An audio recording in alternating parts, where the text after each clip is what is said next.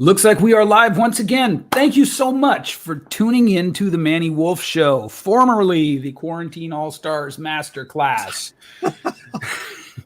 Frankly, it got a little depressing. It just got a little depressing to keep calling it that. And the sheer scope and quality of guests that have come on to share their expertise, as is evidenced by my friend Rob SAYLES, has prompted me to sort of move beyond the limiting name Quarantine All-Stars. I've been having a great time interviewing people. Rob, I'm sure I'm going to have a great time interviewing you today. So why don't you tell us a little bit about who you are, say hi, and then we'll get started as I set up the kind of distribution on my phone here. So if you see me looking down for a minute, that's what I'm doing. That's fine. I just thought you were being ignorant, my friend. Well, I can multitask. I can do two things at once. So, Jesus, that's incredible. Yeah, so I'm Rob. I am based in the UK, East Coast UK. The sea is a couple of minutes over that way, and I am getting hit by the sun, which is falling onto the sea, which is a beautiful thing. I've been in the digital industry 20 years, ex-music industry, producer, jack of all trades when it comes to digital. I now run two businesses, one doing consulting and the other one operating a digital agency that mainly does funnel stuff. In my checkered, crazy career, I've worked multiple agencies, ended up doing a lot of ops management, a lot of program management, helped a lot of agencies scale and grow. Acquisition, exit, sale, whatever. So yeah, I am a proper dinosaur of the digital industry. That's really the only kind of people I want to talk to on this show. Yeah, grizzled. That's right. That's right. Grizzled and haggard. You also, just for my own edification and satisfaction, you are and used to be more of a working musician. Or rather, I don't think you're a working musician currently, right? But you were. Yeah. So it's a weird story, and I'll make it really short. In around about 94, 95, I was doing a music degree. So learning about studio production, live engineering, all that kind of stuff. I've been a musician probably since I was about 15. I'm mid-40s now, so 30 odd years of doing music. But within my degree, in my final year of my degree, there was a module that was put in by the administrator. It's called the internet, and it literally changed my career trajectory completely. I mean, this is 95, 96 when the internet was born. I still do a lot of stuff with music. I'm still an active bassist. I still like doing production stuff, do a lot of live stuff. But it's a different career path. I kind of got tired of sleeping on studio sofas and doing big long month-long tours.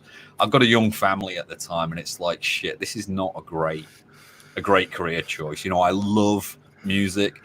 Can I make a sustainable career out of it and retire on it? Possibly not. I went down the same path. I was, and it's interesting because Buddha says that we have 3 lives in our lifetime, right? And I'm at now the 3rd life, I presume. And it's the one where I don't crave the spotlight anymore. Yeah. Which I never thought would happen. I legitimately never thought that would be a part of who I was. I could not get enough of it from as little as I can remember up until probably my early 40s.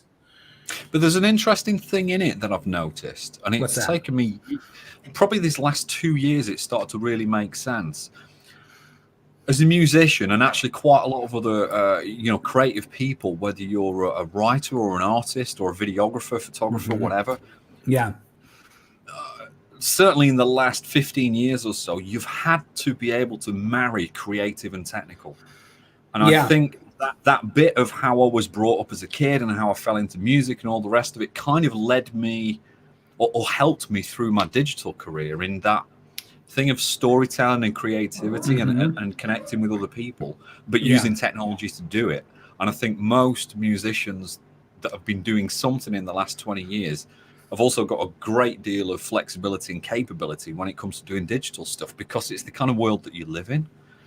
Yeah, that's a really good point and a nice segue, because I don't want to go too far down the rabbit hole with the music stuff. Yeah. I just wanted to scratch that itch because we had talked about it on multiple occasions. But I'm curious, are you able to talk about any of the bigger agencies that you've worked for, or otherwise consulted with, that we might sort of know about? I'm just curious. Like, I want to find out what the challenges are, and I want to find out if the big agencies have those challenges too. I would say most agencies have very similar challenges. I don't want to name drop because some of them, to be honest with you, don't exist anymore anyway. Yeah, yeah. Most of the agencies that you will know of belong to other parent agencies, which belong to a massive multinational called Omnicom. Omnicom pretty much, as a multinational conglomerate, owns most of the country's individual big digital agencies, and then obviously there are regional agencies, and they all go back up. They're all acquired in some way, or they've got some sort of stakeholder funding. So most of them are Omnicom backed.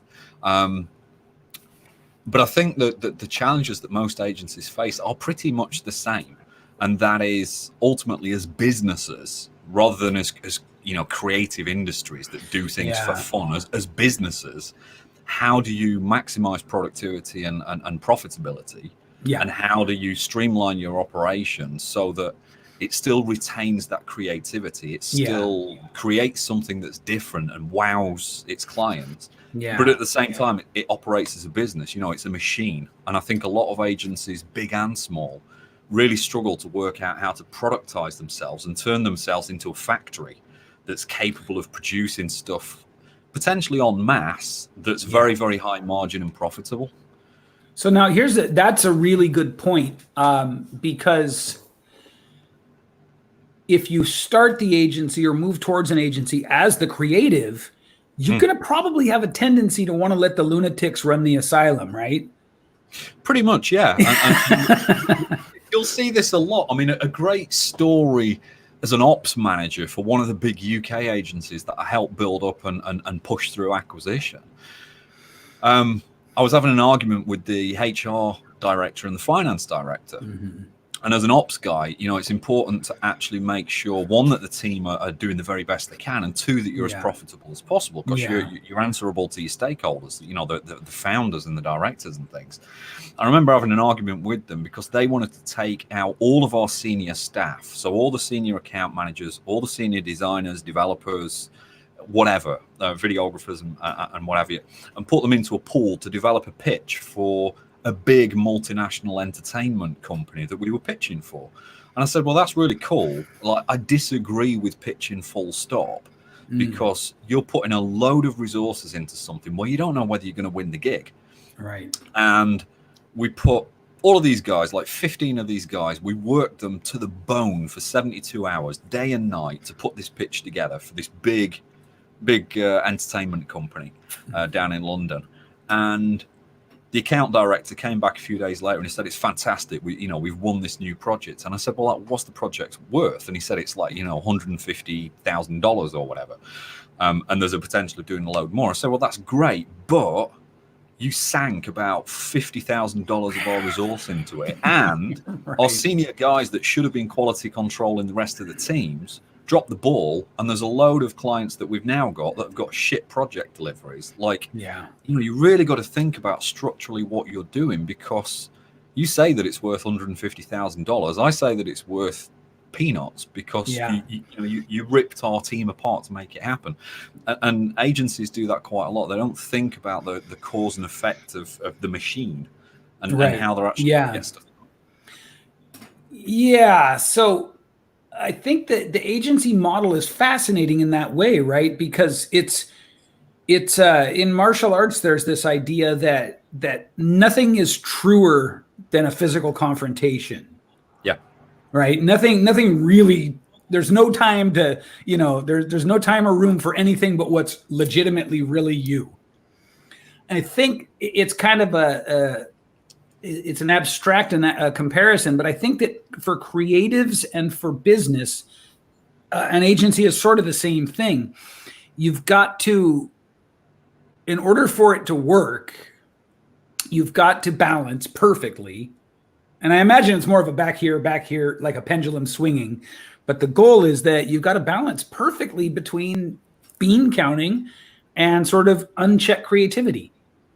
Yeah, and I think it depends. Agency is a very broad term. If you think about all the people all the people that you and I know, that there are across that spectrum, there are guys that are effectively running IT or software houses, and there are guys that are doing, creative copywriting and brand strategy, and all of them and everything in between classes themselves as an agency. But ultimately, it is how do you strike that balance between running a business and being creative and having something that stands out, whether it's developing brand strategies for a client or doing creative copywriting or videography or funnel development or websites or whatever, all of those different things in between.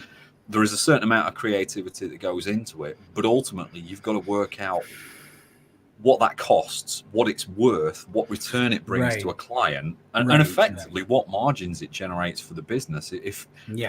If there are agency owners out there that imagine having a stakeholder that sunk a lot of money into the business functioning, and you're answerable to that stakeholder, you'll start to look at what you're doing within the business and think, shit, we're wasting a lot. We're hemorrhaging money in some areas.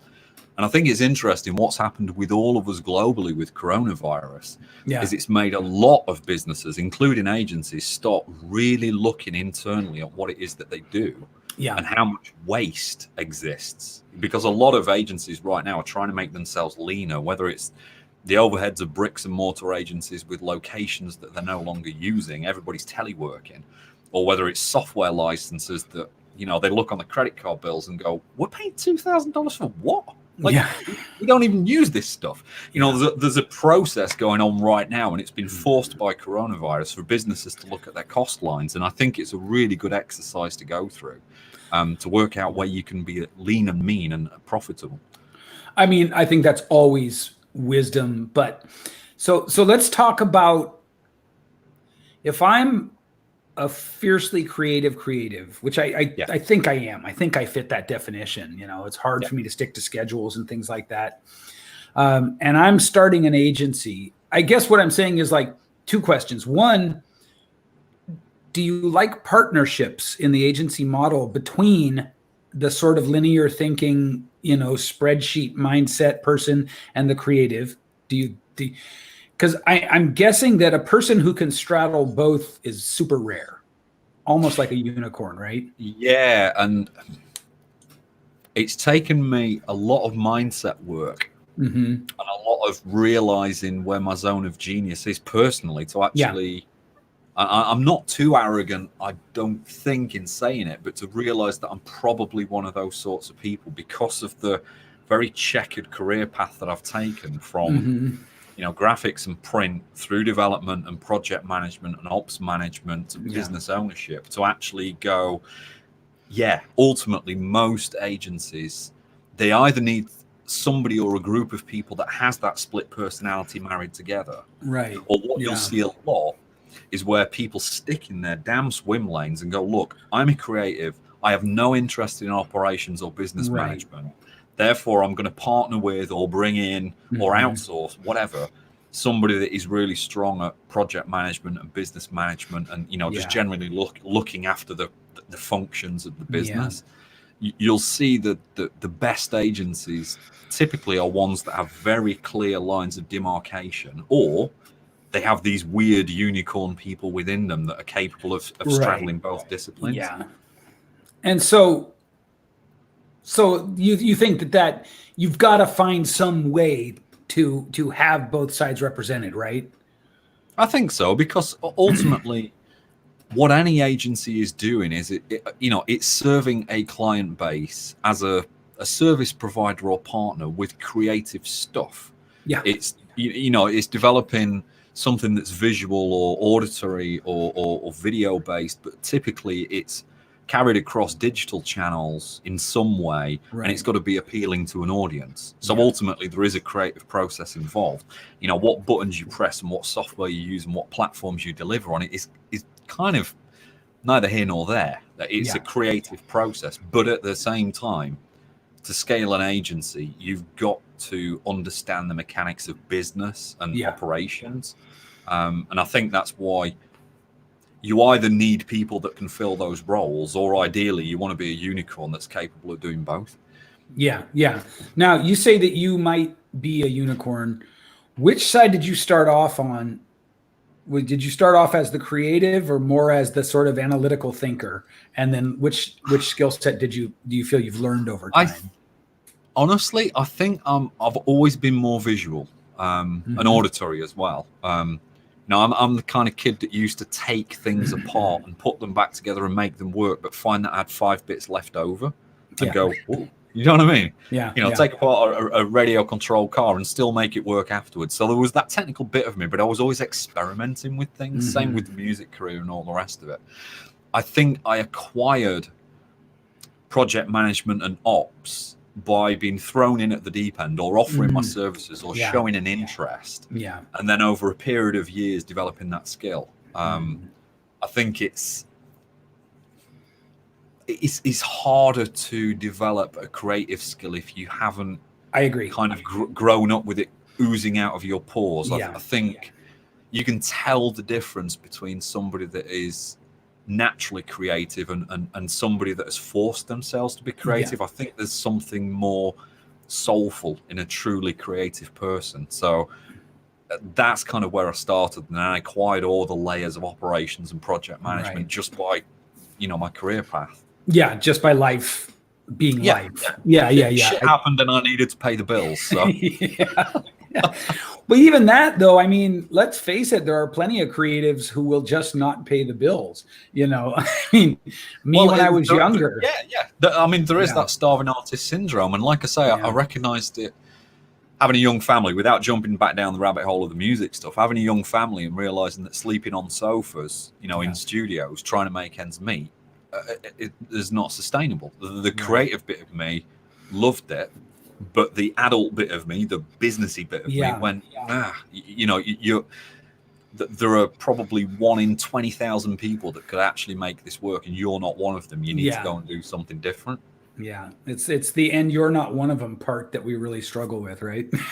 Well, it is, because as a creative, I mean, this is the thing. This is the interesting thing with creative process is you're never satisfied. You can see things, or you can hear things in your performance, whatever it is that you're producing, that other people can't. You can drop a duff note, or you can create a page and you look at it and go, no, the plumb lines on this are not right, or the way that you move through the user journey is not right. Nobody else cares. Most other people can't see the failures or the issues that you can see. That is part of that constant striving for perfection. And interestingly, that goes against the grain of digital, where digital really is about getting stuff out and having the data prove whether something works or not. So actually, there's quite an interesting dichotomy between creative people and people that use digital. You see the creative people constantly polishing and refusing to launch, whereas the pure digitals go, just get it out there and we'll work it out as we go along. I'm learning that myself. I can spend a whole day fucking around with how a page is justified. A whole day, measuring spaces and just because it's got to be, I don't know, like my Mona Lisa of landing pages or something, so you've done a lot of work and spent a lot of time in larger agencies. What can we glean from you if we're starting an agency, if we're smaller? What are you're almost sure to make this mistakes? I think, and it's something that I struggled with a few years ago, having taken up some business mentorship. And it's a horrible thing, and it's a really hard thing to go through. But I genuinely believe, and people watching this might go, "You're an idiot." I can't believe you said that. I don't believe, after 20 years of seeing it, that there is such thing as a full service agency. I think agencies need to be really honest with themselves and niche down into a particular thing that they do, and or a particular market that they serve, and that's regardless of size. Now, There are a few contrary things to that statement. I mean, I've been speaking to an agency recently that just worked with the legal profession. And because the legal profession, certainly in the UK, had been hit by all sorts of issues with coronavirus, these guys saw their book of work just disintegrate. And their argument is, well, if we'd have been serving multiple niches, perhaps we'd have minimized the risk. Yeah. But to answer your question, I think agencies starting out or smaller agencies, you want to become the absolute recognized go-to guys for one thing and or one sector. Okay. And the quicker that you can get your head around how you actually do that, the better. But if you think about it, the world is awash with agencies. Like, sure, all of us have probably worked with clients that have said at some point pre-commission, they've probably said, "Oh, I'm not sure if I want to do this because I worked with an agency before and they were, they burnt me. They took all my money and didn't do a good job." Yeah. The industry generally has got a bad name for itself, and because of that, it's a lot of it's red ocean. You've got to work out where the blue ocean stuff is and become the absolute go-to guys. Like, every time a particular thing or a particular sector is talking about needing something doing, like the only name that rolls off the tongue is your agency. That's how you build a reputation, and that's how you build a brand around yourself. The rest of it, really, I guess, is about knowing the numbers, like working out what's the most profitable thing that we do in the agency and how can we replicate it. And I think the third big thing is to productize yourself. Stop seeing everything as like utterly bespoke. I wince when you talk to an agency and, I say, well, roughly what would it cost or what would it take to do this thing? And they're like, oh, we don't do that. We need to take you through a discovery phase to scope it out. And I'm like, is everything really that bespoke? Is everything built by hand or could you not actually just, give me a rough idea of what it's going to take to do this stuff? If you can productize your agency and turn it into a machine, you'll start to see where you're wasting time, where you're losing money, or where you've got very low profit margins. And then what you do is you throw all that crap away, make yourself lean, and just focus on the stuff that's profitable. So is productize another way of saying systemize and automate? Yeah, pretty much. Yeah. Okay, gotcha. That's what I thought. I suspect that a lot of agencies, because I don't know if you can call yourself an agency if everything's bespoke. I'm not sure that you're not sort of being misnomer. You know what I mean? Yeah. I think the naming's neither here nor there. I just think it makes it more difficult as a business entity. Again, back to the stakeholder thing. How can a stakeholder look at a book of work or look at a set of numbers or have a chat with the founder and get any idea of whether that agency is performing well or not? Right, exactly. Unless it can baseline itself and say, well, every time we do these sorts of projects, we make 20%. Every time we do this sort of stuff, we make 40%. Right. They're very boring but very important metrics that agency owners should be really considering. There's a process that I looked into. This is way back, late 90s. And I stole it. I stole the process. How bad am I? Toyota, the manufacturing company, the car company, they have an amazing process called Kaizen. So Kaizen is what lean and agile and all these other project management methodologies are pretty much based on. And it's this idea that you do just enough to make something happen. You're as lean as you can possibly be. There's no wastage. And I went and I learned this, kind of Japanese Kaizen process and started applying it to agencies. And lo and behold, we started cutting all of the fat out of the way that the agency was operating. Now, the interesting thing, when you do that, as a creative, you'll love this stuff. Yeah. If you imagine, I've got a team of 50 guys that I'm looking after, and they're all bloated and, the productivity is all over the place. I make it leaner. I still deliver the same amount of projects. There's still the same amount of customer satisfaction, but it takes us less time. What I started doing was creating what I call digital garages, where I'd take guys out of the production roster, and tell them to go and play. Like, Yeah. I want you to go, you 5 guys, go away for 3 days, no brief, just take all your gear with you, take your laptops and things, and go and create something really cool for us. Like, all these guys have got all these stupid big creative ideas. Yeah. And we started upselling this stuff to our client base. Like, hey, not only have we delivered your project more efficiently and made ourselves better profits through the process, but we've just created this new widget for you. Like, do you like it? You can buy it off us for $50,000. The team are really happy. The client's really happy. We're creating new stuff. And this all comes back to streamlining the operation. So isn't another element of Kaizen to have daily incremental improvement over the day before? Yeah. Continuous improvement. Continuous small improvement, right? Which is like, which is a more elegant way of saying little hinges swing big doors. Yeah, that's it. Right? Yeah. So I love that. That is just a crazy awesome idea to send a few guys away to just dream. I believe it was Google or somebody who started doing that over in the US on Fridays, right? You could just work on whatever you wanted. I don't remember if it was Google or not, but that's a fascinating idea. I am currently, so there's a little bit of a selfish motive for talking to you today, beyond wanting to connect with you and share your expertise, which is that I am working on, an agency level service. Yeah. And I've been flirting with it for months, and not really, like, it's just holding hands and kissing. We haven't really gotten into the bedroom together yet. Finally, because of coronavirus and because initially I felt like I didn't feel right selling when I didn't know what was going on with the world.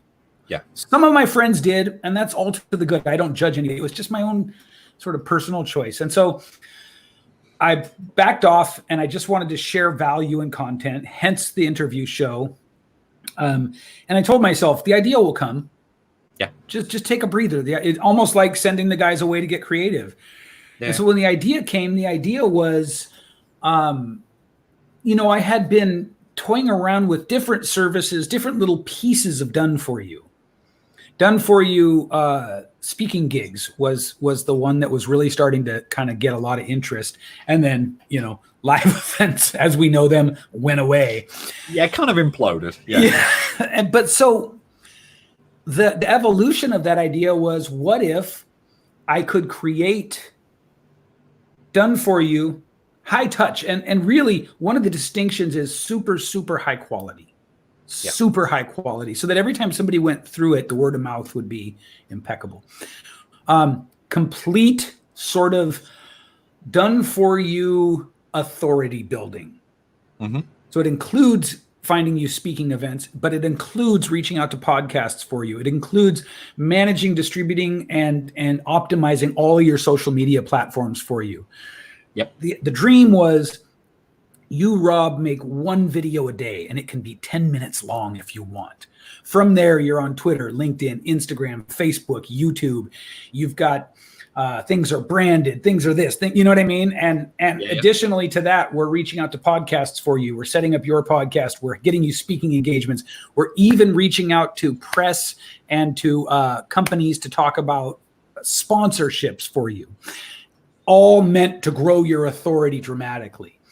Yep. And so that to me, that has to be an agency level undertaking. I would say so, because my brain's ticking, thinking about lots of things. If you think about all the moving parts of an agency, you've got your lead gen and your pipeline. Yeah, and this is what a lot of as a digital marketing community, this is what you'll see a lot of offered out there. We do lead generation for agencies. It's LinkedIn stuff, or it's cold email stuff, or it's Facebook advertising, or whatever. We fill your pipeline with something.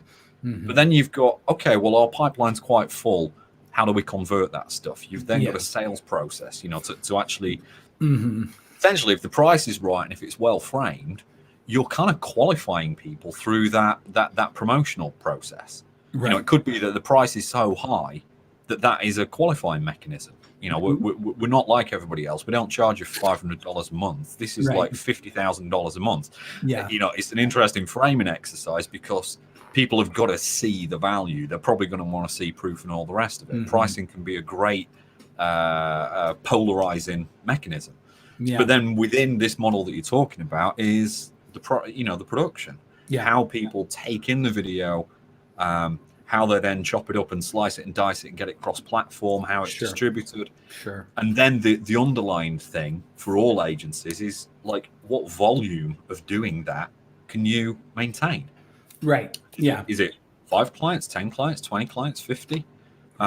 This is where scaling becomes a challenge for a lot of agencies, primarily because they've never defined their internal operating processes.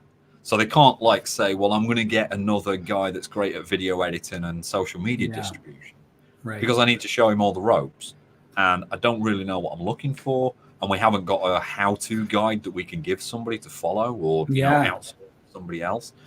So I think there's 3 things around your or anybody else's agency model is like, what does that pipeline look like? What's the conversion process? Yeah. And what do you do internally to make sure that you don't drop the ball on delivering stuff and or push back on your sales guys or your conversion process and say, that's it, we're at capacity. Yeah. One of 2 things happens. We either grow the team or we increase the prices. You know, one or the other is normally the pendulum tipping point. But I think, I was just going to say, I think a model like that has got a lot of mileage right now because there's so much noise out there and there's so much need for, you know, personality branding and business branding to really make a difference. Yeah, agreed. Part of this was motivated by what I saw happen in my own business as a result of focusing exclusively on growing my personal brand. Yeah. You know, exclusively. I mean, I didn't even follow steps 2 and 3 of the 3-step process of growing my personal brand. Just step 1, rinse and repeat, which was show up everywhere, do live streams every day, you know, take my video content and boost it. That's all I did. And my income quintupled. Yeah. Literally quintupled from 2018 to 2019. So I thought, this is a viable thing that could really help a certain level of sort of, you know, author or coach who really wants to not just pay lip service to, I'm a thought leader, but to truly become, you know, the kind of person that at a certain level, people like Gary Vee will take your call. Yeah. You know, because you're so omnipresent. That's an interesting point. And I call it the Neil Patel effect. Yeah. You know, if you think about it, you and a lot of other people out there that are developing, you know, very strong personal brands. Yeah. There is one Achilles heel, and that Achilles heel is what Neil Patel refers to when he was naming certain bits of his various business enterprises. Is like, I can't escape it. People always expect me to be there. You see it in business models like Scott Oldford's or Sam Ovens as well. Yeah, yeah. And the way to escape that is exactly as you say, is to tier access. So effectively, you're still buying into the Manny brand. Yeah. But you don't get access to Manny unless you're paying $50,000 a day for a retreat. Correct. There is a team that hides behind Manny that does the day-to-day production work. And it's only when you're up at a certain echelon that you actually then get access to the guy that is behind the brand. But I remember reading an article about Neil Patel, who was really struggling to sell one of his businesses. And it was, you know, multi-million-dollar deal. Because the investors expected that he would be included in the package. And he's like, I'm a human being. You're not having me. Do you know what I mean? But it is a challenge. When you start off on that personality brand angle, it's like, how do you plan to dislocate yourself from it or make yourself, you know, a bit of a kind of helicopter function so that the business can still function, but it's not like every single client expects you to be on every call or steering every project? That's a very, very juicy sort of philosophical, strategic question. Yeah. I really, really like that. I do, fortunately for me, I've got a couple of people who mentor me who have done just that. Yep. But it's really like in the beginning, you very much want to be synonymous with your brand in the beginning and up to a certain point, right? You want your just your face and your mind to have a dollar value. Yeah.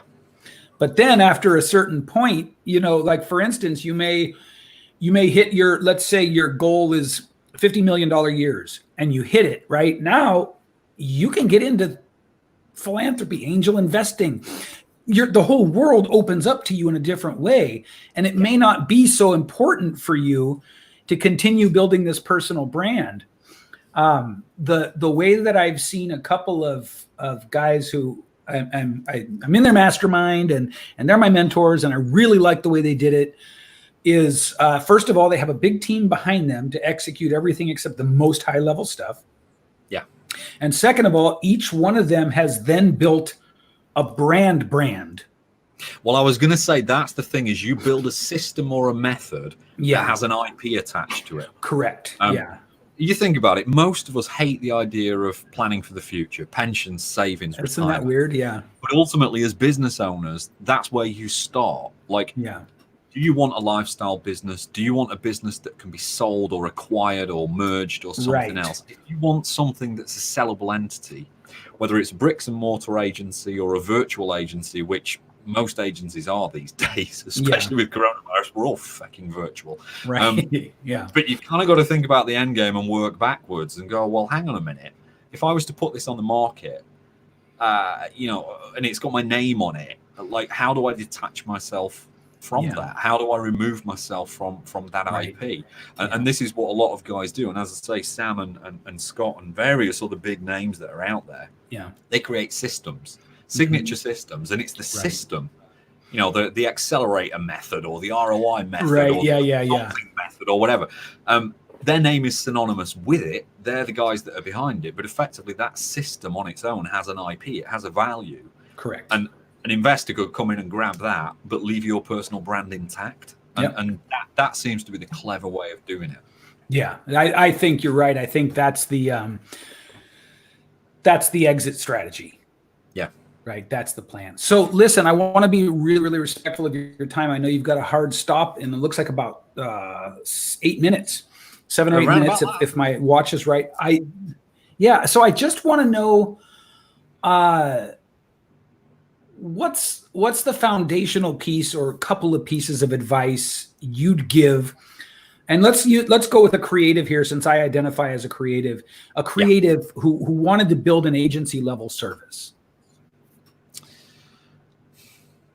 I think, as I say, the first thing that I would do is identify what your real zone of genius is. Yeah. And build a niche for yourself with that. Now, it could be that your zone of genius is long form copywriting or whatever. And you're more fascinated by certain industries than others. Well, that's where you start. You start with the thing that lights you up every single day. You get super excited about, even if you don't know all the rules of the game, it just really excites you. Start with the thing that fills your soul, and then potentially look at industries or sectors that fascinate you, or you think that you can apply that thing to. Work out more than just get by, put bread and beans on the table rate for yourself, and actually then start to build a reputation around that. Start getting out there and delivering really, really stellar results for people. As soon as you possibly can, work out how to document that process. It's a failure that most agencies do. There are like 120 person agencies that I go into, and they haven't documented how things work. They don't have any SOPs. No. So it's like, how can you hand over to somebody else? Or if one of your linchpins decides to move on, all you've done is you've exposed your business to massive risks. Like, mitigate your risks by doing effectively what is the boring shit. Just document what it is that you do. So that it can be turned into an operational process that will allow you to actually scale. If you think about it, what you're then doing is you're doing what you love for people that you love really, really well, as profitably as possible. And then when you need to, when the demand gets higher and higher, you've got a baseline that you can use to start to bring more team members in who are all good at that. All understand it. And you then scale from there. So one thing I'll add to this for anybody who watches this and says, yeah, Rob, but how do I create SOPs? what I learned the hard way is you hire someone right away before you think you can. Yep. Especially if you're a creative. Let's be realistic. There's about 1 out of 10,000 of us that are going to sit down and make SOPs. Yep. Just accept it. Hire somebody. For the love of God, hire somebody who likes doing that kind of stuff. Yeah. I mean, the way that I started was to literally like Zoom or Loom video myself doing things. Yeah, right. Yeah. So if I was going through a creative process of designing a new user journey or some wireframes for a funnel or whatever, I'd just stick my system on record and record the whole damn thing, even if I was sat there for 6 hours, and then get somebody to chop it up into the key bits. Correct. The great thing with doing something like a video is that people can see what you're doing. Yeah. And then you can put some notes around, well, this is why I did what I did. It can be the same thing for accounting or setting up campaigns or whatever, but ultimately you need something that documents the key bits of what that process actually is. Perfect. Yeah. Because then you can build your team completely on top of that bedrock of operations. And I think that that getting serious about learning how to build your team that's something I'm discovering right now, how crucial that is for me, because it allows me to stay in my zone of genius. Yeah. Right. Well, there's a few other things as well. I mean, I've been talking to a lot of agencies recently that because of coronavirus and because of going through the process, they've furloughed a lot of their staff. They've got rid of a lot of people. And I've been working with a few agencies and helping them with streamlining their operations. And it's really hard as a human being to hear an agency owner go, do you know what? I don't think we're going to bring those furloughed staff back because we're still doing what we did more profitably with less people because we've sorted out our operations. That's heartbreaking for me in one sense, that there's somebody that might not ever get a job back again. But in another business sense, it's like, well, great, we've streamlined your business. Yeah. What a catch-22. Yeah, it's tricky. I mean, the beautiful thing is there's more than enough work out there. I'm seeing agency owners that are doing well, hoovering up people that have been kicked out of other agencies to actually allow themselves to grow. There's this weird thing that some agencies with shit business models are tanking right now, and there are other agencies that are just hockey stick growing right through the middle of all this stuff because they've got their fundamentals nailed. Yeah, it's always about the fundamentals, man. That may be the takeaway of this whole talk. The number one thing that we don't want to pay attention to, we don't want to listen to, we certainly don't want to do, but that makes the difference. It's always the fundamentals. Yeah, always. Rob, thank you so much, man. It has been great to finally connect with you. Pleasure. You too. Yeah. I figured this would be a lot of fun, and you did not disappoint, my friend. I appreciate you so much. I'm going to post this onto Facebook, and when I do, of course, please share it. Let people know that we had a great chat. Yep, definitely. Thank you, sir. Take care, my man. Bye-bye.